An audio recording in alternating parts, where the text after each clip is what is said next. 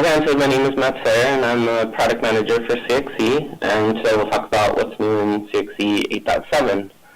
The first thing I want to do, though, is I want to give you a little insight into one of the objectives that we've had with the product and that we've put a lot of investment into over the past couple of years. And you're going to see this reflected in some of our marketing materials here that went out recently, as well as what you'll see in the future. And it's this message of everyone is an executive. So one of the things that we've tried to accomplish with CXE is we want to give people this feeling that CXE is like an executive assistant, and that it really empowers them to feel like they're an executive and they can put CXE to work for them as sort of their personal assistant, executive assistant type thing. And this is from two perspectives. The first perspective being the user, the subscriber of the system, is able to utilize things like the voice user interface and ask for it to provide information similar to how they might ask an executive assistant. So, for example, they can simply ask the system for, get my calendar appointments for today, or get all new voice messages from Bob Smith, things like that. And then it helps them to manage their time and their messages more efficiently. Similarly, on the caller side of things, it also helps the caller have a more positive experience, where when they call a person and it diverts to CXE, CXE can present information to the caller similar to how an executive assistant might do so if somebody was calling an executive. So, for example, it can let the caller know that Bob Smith is in a meeting and he'll be back at 1 o'clock. And that gives the caller more information and allows them to make a more informed decision as to how they want their call to proceed. And then CXE will give them the choice. Do you want to leave a message? Do you want to try another person? Or would you like to transfer to an operator? So really, the goal here is to help everyone feel like they're an executive. So all of this really began back a couple years ago with the CXE 8.5 release, and we've put a lot of effort over the past couple years, as you can see here. We've done 3 major releases and a number of minor releases. And as I mentioned, we started this essentially with the 8.5 release, where we really added all this personal assistant capabilities, and we came up with the concept of Adam as a way to describe that. And then here in 8.7, we sort of put the finishing touches on it, as you'll soon see.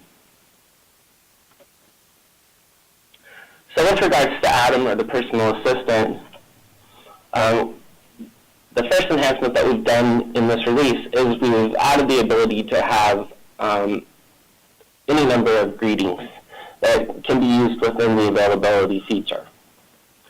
So the users can't create the greetings themselves. The administrator has to do it. So the administrator can create an unlimited number, and they can assign those greetings to an availability class of service. So you can have a different set of greetings for one group of users versus a different set of users. And an example I like to use for this is take a university environment, for example, where you have staff and faculty, and those are really two different categories of the way the business operates. The staff operate more like a typical business, where the reasons why they would be absent tend to be things like they're at lunch, they're in a meeting, they're out sick, things like that. Whereas faculty may be in class, on sabbatical, it's in office hours, things like that. So it gives you the ability to have class of service specific greetings for each. So one of the reasons why the admin has to create the greetings is because of speech recognition. So speech recognition has to be tuned, and oftentimes there's aliases and things like that are involved that users aren't going to be aware of the intricacies that are involved with doing that. So creating the greetings is an administrative task, but then users are able to use them once those have been created. We've also added the ability for users to view, play, record, and delete any of the greetings, including the availability ones, from Web Phone Manager, from the mobile clients, from the GUI and the TUI. So we now have a consistency across all of our client applications. The only one that's absent here is the desktop application. So the way the users go about doing this is we've added a new tab where it allows them to map these new greetings to any of their availability states. And so out of the box, the system will ship, if you use the default templates, it will ship with using the legacy 3 greetings, which is standard, busy, and out of office, and those would be mapped to the default set of availability states. But then users can then go ahead and say, well, for when I'm on vacation, I want a specific on vacation greeting and not just the generic out of office greeting. And when I'm in the meeting, I want a specific meeting greeting and not just the standard greeting, things like that. So the users can map them however it makes sense to them. And then lastly, another thing that we've done with regards to greetings is we made it such that when you enable a manual override in the system, you're able to choose an alternate greeting, which is essentially it just allows you to override the normal one that's mapped to the availability state and play a different one instead. And why this can be helpful is, for example, if normally when you go on vacation, your supervisor, you put in your greeting that, please see my supervisor if you need immediate assistance. But if your supervisor is also going to be out of the office for some reason, well then you probably don't want to direct people to that. So rather than have to re-record your greeting, you could simply have another greeting pre-recorded that doesn't direct them to the supervisor. Perhaps it directs them to a third party, or it just instructs them to leave a message.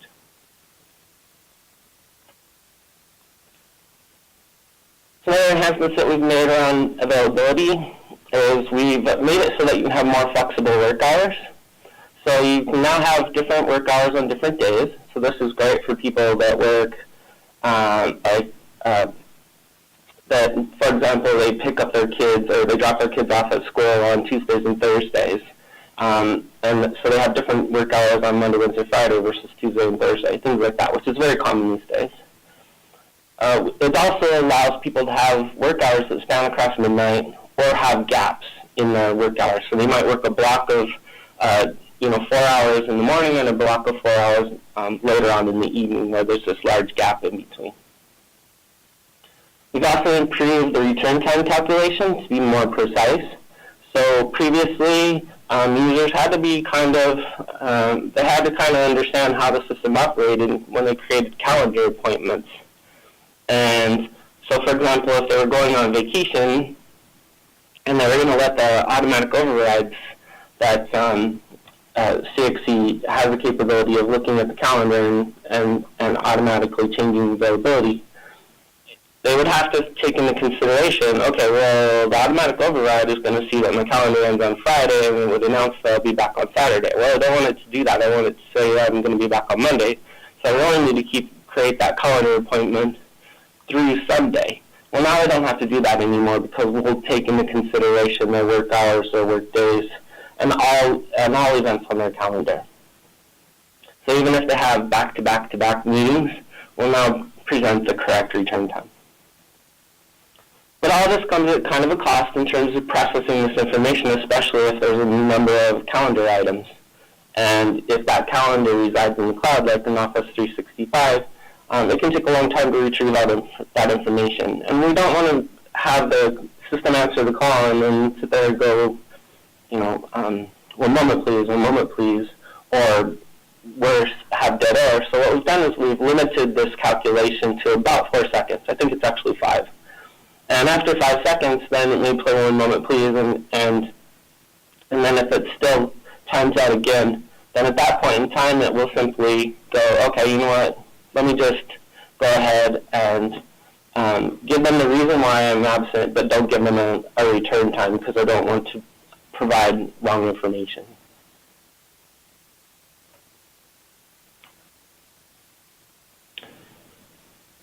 So this is my favorite new feature in this release. What we've done is we've added the ability to schedule availability state changes via Outlook. So we've taken the desktop client application that's a plug-in to Microsoft Outlook, and we've added to the ribbon a button essentially that allows you to choose an availability state for when a meeting is in effect. And you can do this at the time you create a meeting, or or you accept a meeting, or you edit a meeting, or an appointment as well. And then what this allows you to do is that you can schedule availability state changes to happen in the future.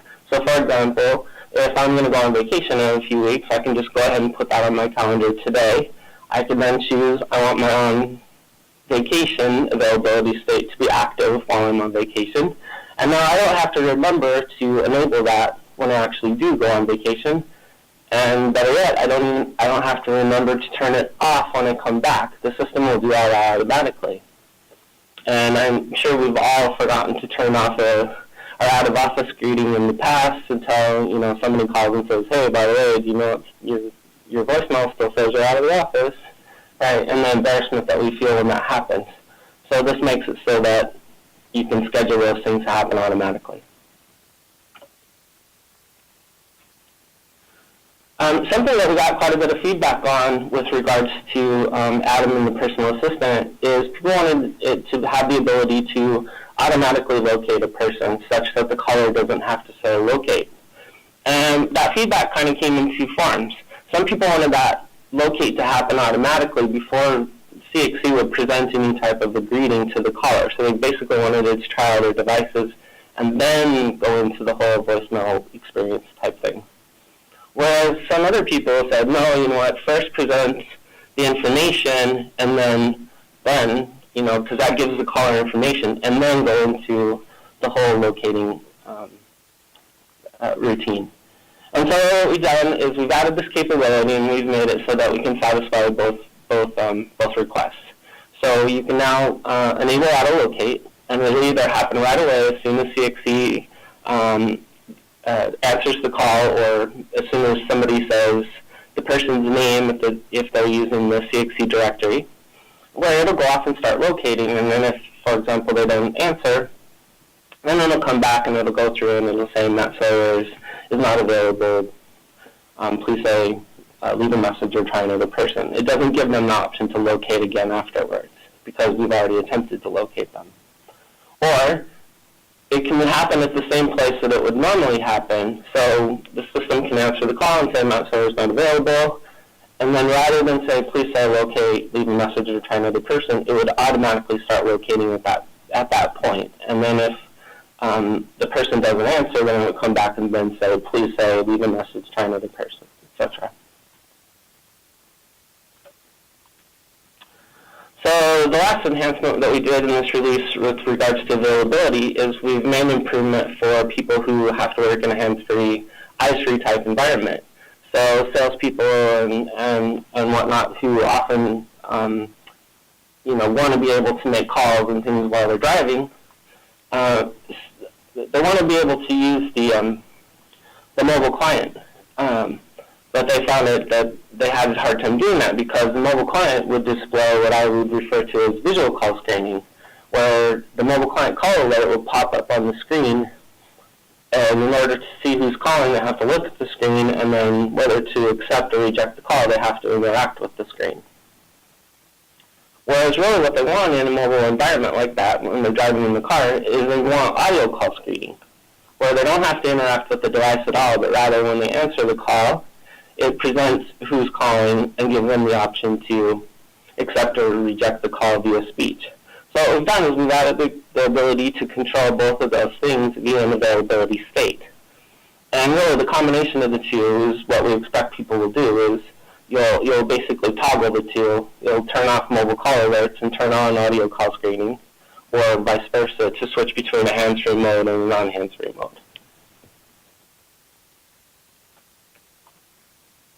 So in the area of virtualization, this slide is a little bit misleading. For the most part, VMware still dominates the market. So it definitely has a lion's share of the market. However, Microsoft is somewhat gaining ground here.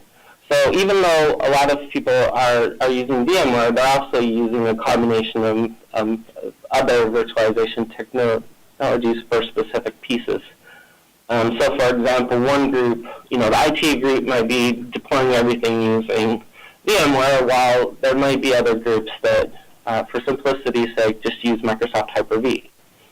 The more telling thing about this slide, I think, is what people are planning to do in the future, and you can see that Microsoft, the growth rate for Microsoft exceeds that of VMware. So what we've done in this release is we've gone ahead and we've certified CXC to work with Microsoft Hyper-V. And the Hyper-V version that came with Microsoft Windows Server 2008 was pretty limited, and it really wasn't all that much of a competitor to VMware, whereas the one that comes with Windows Server 2012 is much improved, and it's come up a lot closer to what the capabilities that VMware offers. So what we've done is we've chosen to focus with the Hyper-V version that comes with Microsoft Windows Server 2012. So we'll start with that one and go forward. And this is supported for all configurations, whether it's multiple call servers or a combination system server call server. There is one limitation at this time, which is never fail. We simply ran out of time to complete the qualification of never fail in a Hyper-V environment, but we have plans to do so here shortly. And so I expect that you'll see that we'll announce support for never fail in this environment as well here in the not-too-distant future. And of course, Hyper-V has high availability features, which I think they call clustering, and network load balancing and things like that are supported with this solution. And we support both forms of licensing, both hardware-based licensing where you're using the dongle, although we require the use of an anywhere USB device in that case, as there's no USB pass-through capabilities or whatever, or you can use a software license. So TeamQ is our informal call center application that we introduced with CXC 8.6, and we've made a few enhancements for that in this release. The first thing we've done is in 8.6 we had reporting. The application could create reporting data, but there wasn't actually an application to generate reports. So you had to use a third-party tool to take the data and create reports. We've now added a comprehensive reporting tool that you can generate a wide variety of reports of an activity or statistical type of nature. And those reports can cover agents, teams, and call queues. We've also added the ability for a caller to request a callback. Instead of having to wait on the line, they can now request a callback, and they'll retain their place in queue such that when they would normally have gotten to the top of the queue, the system will let the agents know that, hey, this person requested a callback, and then the agent can go ahead and trigger that callback. And agents are now able to enter notes for each call, which they can then later reference, and those notes will also appear in the report.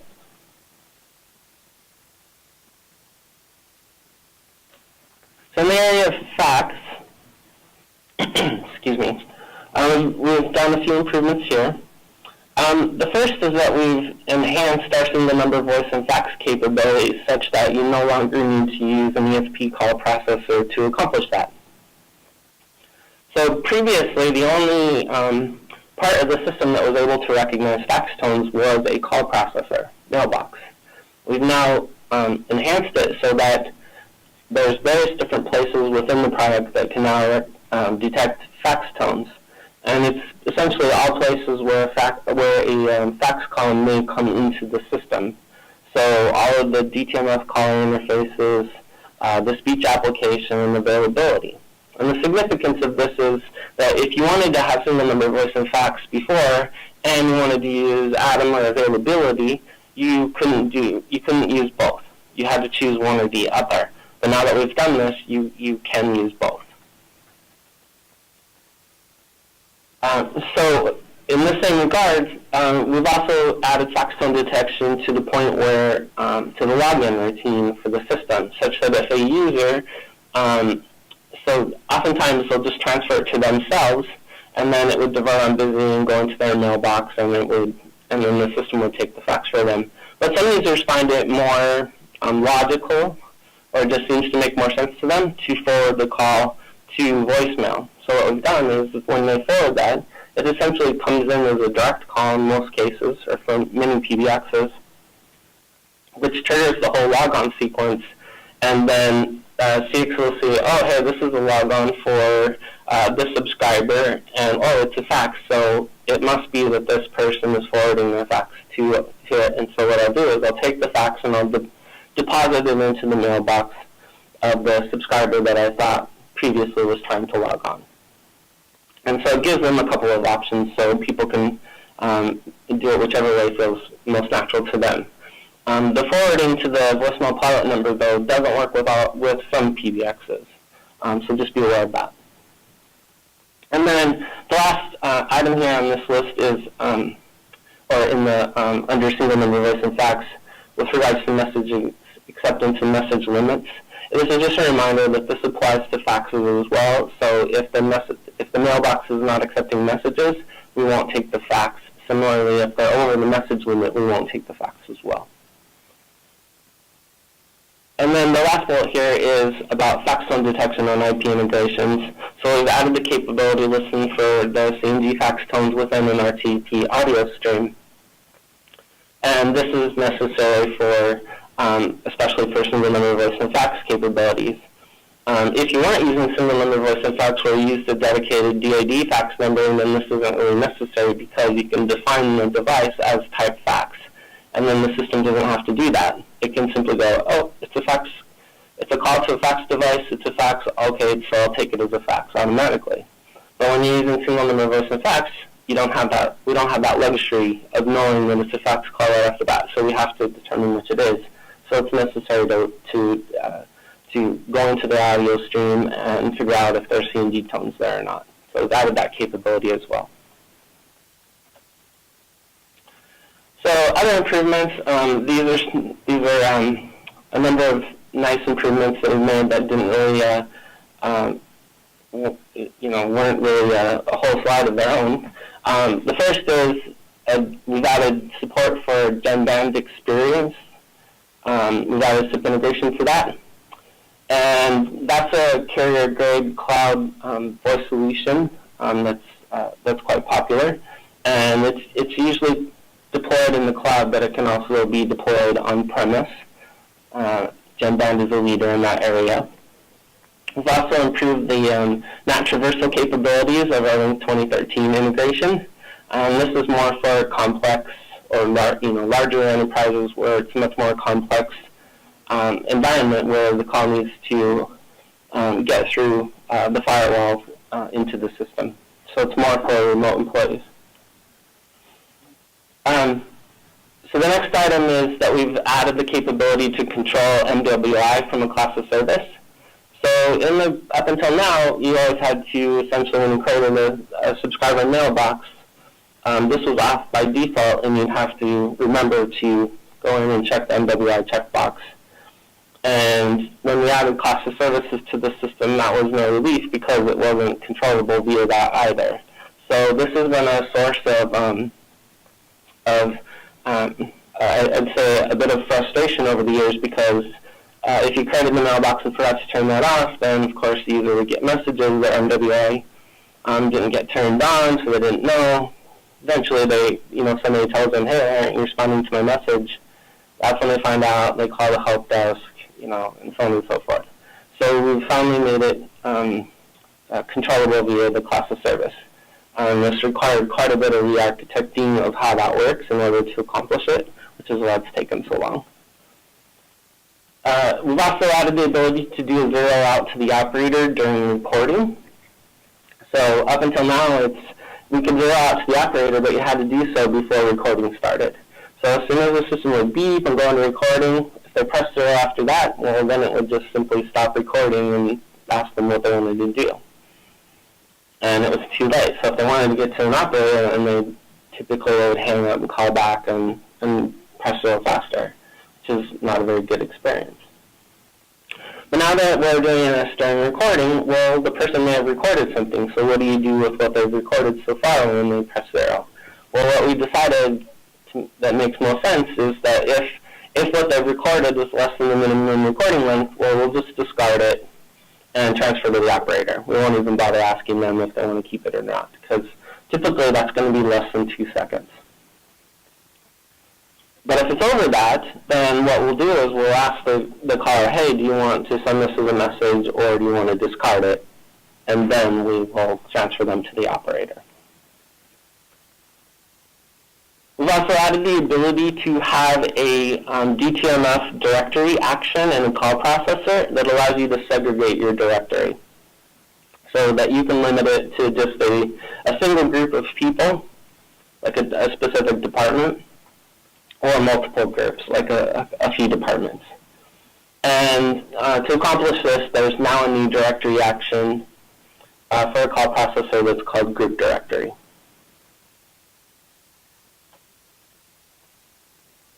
Another change we've made has to do with what happens on the silence timeout during message recording.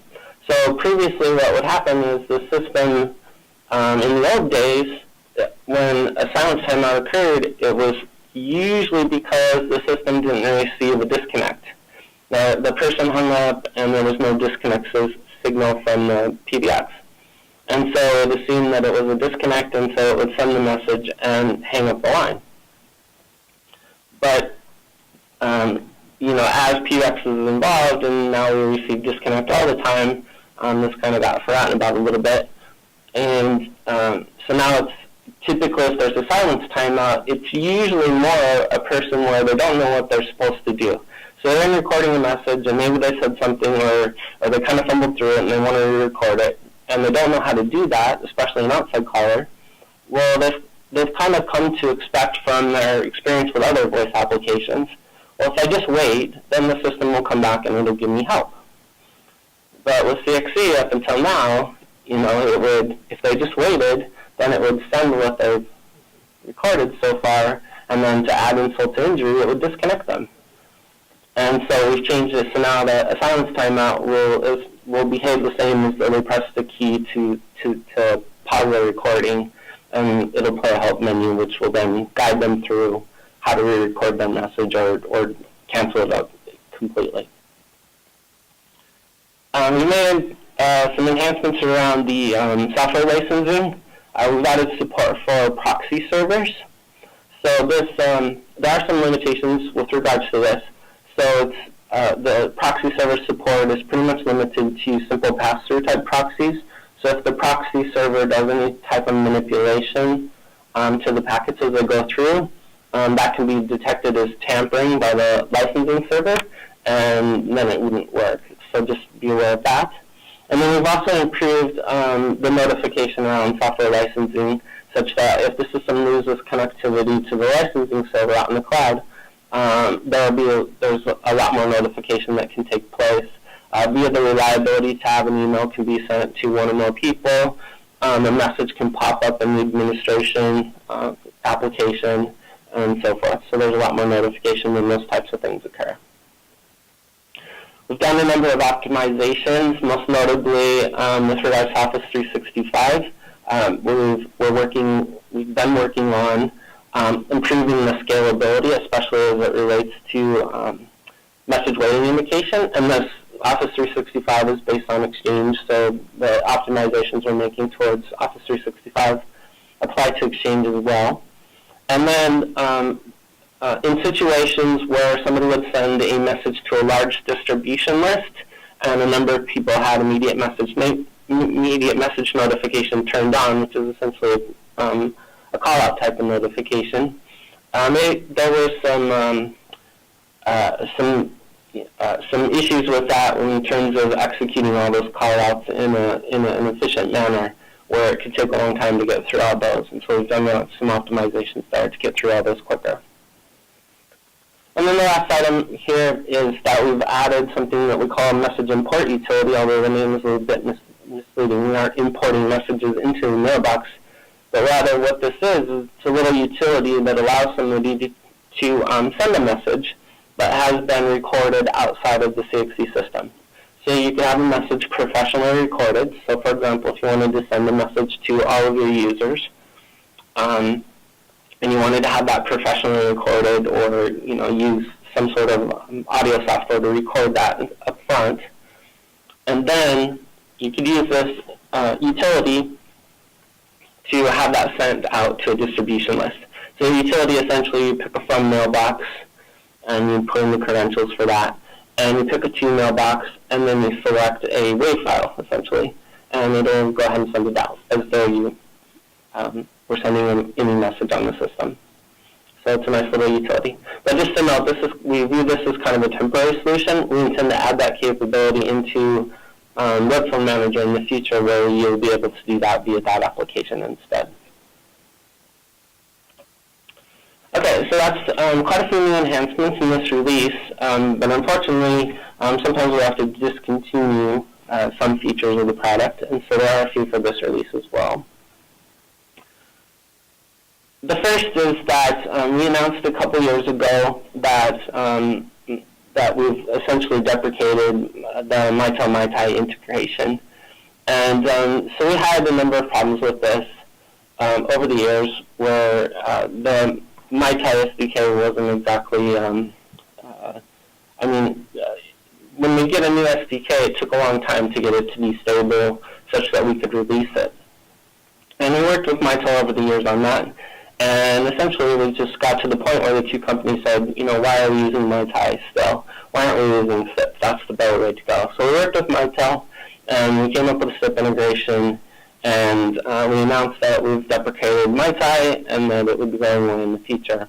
And so now with 8.7, or with 8.6, we announced that it was going to be the last release to support MyTel, and now with 8.7, that's no longer supported.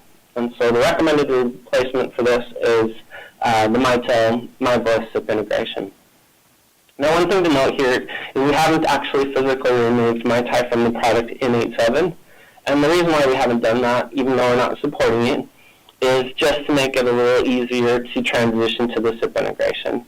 So you don't have to get a new license. If you're on 8.5 or 8.6, you don't have to request, okay, I need a new license with the SIP integration, and make the switch before you upgrade to 8.7. Instead, what you can do is you can put in your order for 8.7.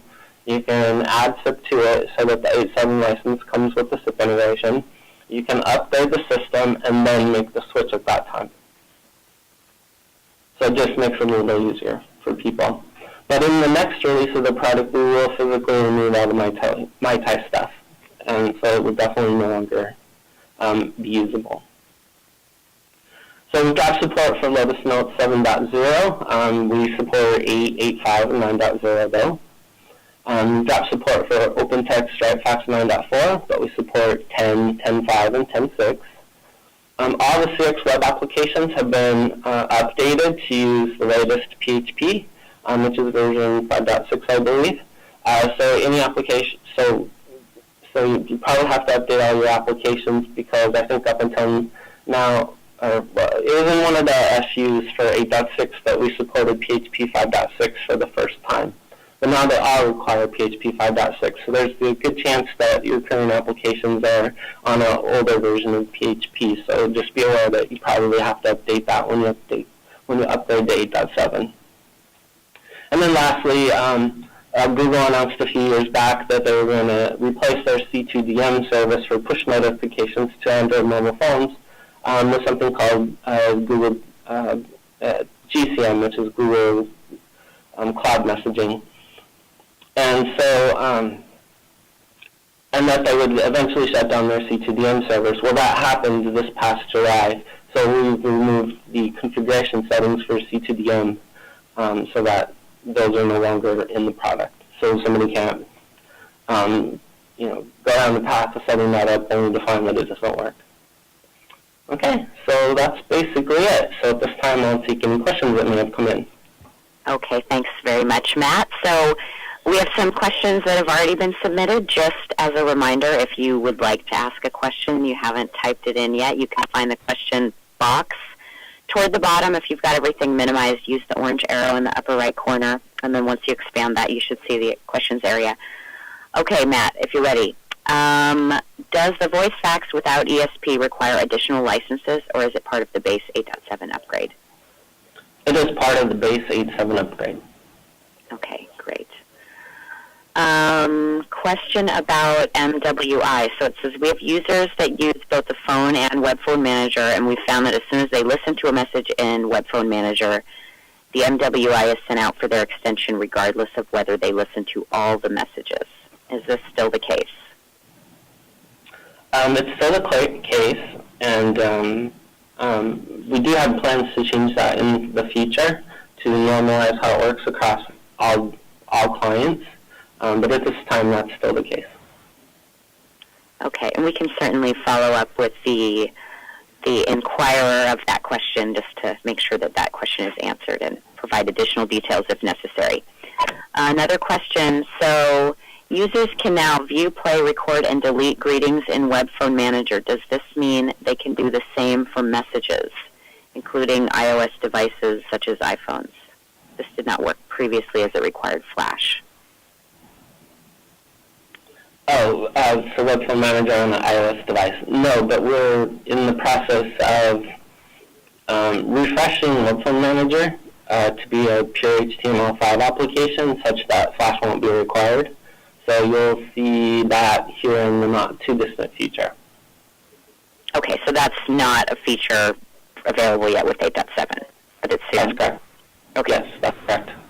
Okay, just want to clarify that. Another question, can you restrict users from making any changes that impact the voicemail system?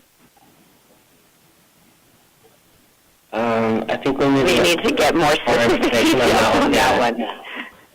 Okay, we'll see if he's, okay, when using Web Phone Manager is what he's looking at. So what restrictions are available for the users when they have Web Phone Manager turned on, I think is what. Yeah, I guess I still won't. Okay. Web Phone Manager is used for two things today. It can be used for messaging capabilities, right, to play your voice messages and manage those. And so that's just, the impact on the system is just going to be how many messages they have and things like that. Or it's used for configuring their mailbox, so being able to change some settings related to their mailbox. And that can include things like if they're an availability user, it's setting up their normal schedule for availability and things like that. And so that's going to impact how their mailbox functions. None of that should have any effect on how the overall system functions. Okay, so but go ahead. So could you restrict it such that they only have access to listen to their messages, they're not able to make any changes on their mailbox? Oh, not currently, no. Okay. I might be misunderstanding the question. We'll certainly follow up with that individual as well. Yeah. Okay, another question on the Mitel MiTi. Do we need to buy the new Mitel SIP integration and SIP ports? The SIP ports, yes, but not the integration. So we offer the integration itself at no cost to people who have MiTi already, but not the SIP resources, because the SIP resources have to be purchased. Okay, so the integration itself, that license will migrate over. Yes. Okay, good to know. I'm just doing a quick scroll through the questions. It looks like we may have gotten to all of them, unless someone is still typing. So I'll give it a couple of minutes here. Just want to let you know in the meantime that if you joined a couple of minutes late, we are recording this, and so we'll make the recorded version available to you in case you want to review the content or you got interrupted during the session. And in addition, I will send out an email with a link to the slides if you'd like to review the content in more detail there. And as we mentioned, certainly we'll make sure that the people who ask those detailed questions that might need further clarification, that those get sent to Matt so that he can follow up with you individually. And just want to, again, thank everyone for taking the time to join us. We hope that you found the information valuable, and of course, we'll hope to see you on another webinar. If you've received this invite, we'll make sure that you get invited to the next series of webinars as well. So thanks again, Matt, for presenting, and thanks everyone for joining us. Have a great day. To learn more about AVST, please visit www.avst.com.